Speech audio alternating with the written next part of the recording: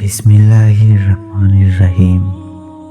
প্রিয় দর্শক বৃন্দ, আসসালামু আলাইকুম ওয়া রাহমাতুল্লাহি ওয়া বারাকাতুহু। আজ আমরা এক হৃদয় বিতাড়ক ও জঘন্য অপরাধ নিয়ে আলোচনা করব, শিশু নির্যাতন ও ধর্ষণ।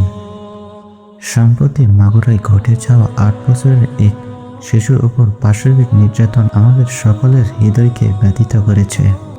এই ঘটনার আলোকে আমরা জানব ইসলাম কি বলে, আমাদের করণীয় কি, এবং সমাজে এই জঘন্য অপরাধ রোধে আমাদের দায়িত্ব কি। ঘটনার ভয়াবহতা ও ইসলামিক দৃষ্টিভঙ্গি। ইসলাম একটি শান্তির ধর্ম, যেখানে ন্যায় বিচার ও মানবাধিকারকে সর্বোচ্চ মর্যাদা দেওয়া হয়। কোরআন ও হাদিসে ধর্ষণ ও যৌন নির্যাতনকে কঠোরভাবে নিষিদ্ধ করা হয়েছে। আল্লাহ বলেন,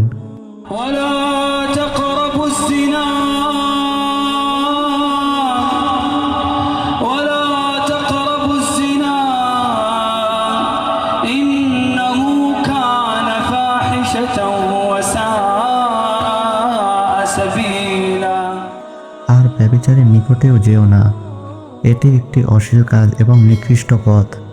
সূরা ইসরা ৩৬। হাদিসে এসেছে, রাসূলুল্লাহ সাল্লাল্লাহু আলাইহি ওয়াসাল্লাম বলেছেন, তোমাদের মধ্যে কেউ পৃথক মুমিন হতে পারবে না যতক্ষণ না সে নিজের জন্য যা চায় তা অন্যের জন্য চায়। বুখারী, মুসলিম। ধর্ষণের শাস্তি ও ইসলামের ন্যায় বিচার। ইসলামে ধর্ষণের জন্য কঠোর শাস্তির বিধান রয়েছে। প্রমাণিত হলো ব্যভিচারের জন্য পাথর নিক্ষেপ করে মৃত্যুদণ্ড বা প্রকাশ্য বেতাঘাত। শিশু নির্যাতনকারীর জন্য রয়েছে কঠোর শাস্তি, যা রাষ্ট্রীয় আইনের মধ্যে কার্যকর করতে হবে।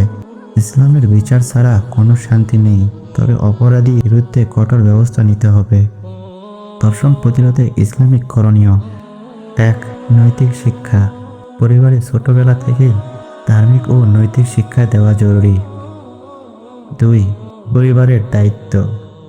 পিতামাতা ও অভিভাবকদের সচেতন হতে হবে এবং শিশুদের সঠিক পথে নিরাপত্তা দিতে হবে। ৩. সমাজের ভূমিকা। আমাদের সমাজকে এমন হতে হবে যেখানে অপরাধীরা ভয় পাবে এবং সাধারণ মানুষ নিরাপদ থাকবে। ৪. আইনের প্রয়োগ। ধর্ষণকারীদের সর্বোচ্চ শাস্তি নিশ্চিত করতে হবে, যাতে অন্যরা শিক্ষা নিতে পারে। আমাদের করণীয়। আমাদের উচিত শিশুদের প্রতি যত্নশীল হওয়া, তাদের সুরক্ষা সচেতন বৃদ্ধি করা এবং অপরাধীদের কঠোর শাস্তির আওতায় আনা। ইসলামের আলোকে শাস্তি সচেতন ও আইনের যথাযথ প্রয়োগের মাধ্যমে ধর্ষণমুক্ত সমাজ গড়ে তোলা সম্ভব। আসুন আমরা সকলে একসঙ্গে এই জঘন্য অপরাধের বিরুদ্ধে সোচ্চার হই এবং ইসলাম শিক্ষা অনুযায়ী ন্যায় বিচার প্রতিষ্ঠা করি।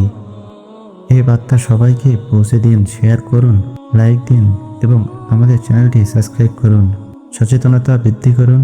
আল্লাহ আমাদের সমাজকে শান্তিময় করুন। আমিন। আসসালামু আলাইকুম ওয়া রাহমাতুল্লাহি ওয়া বারাকাতুহু।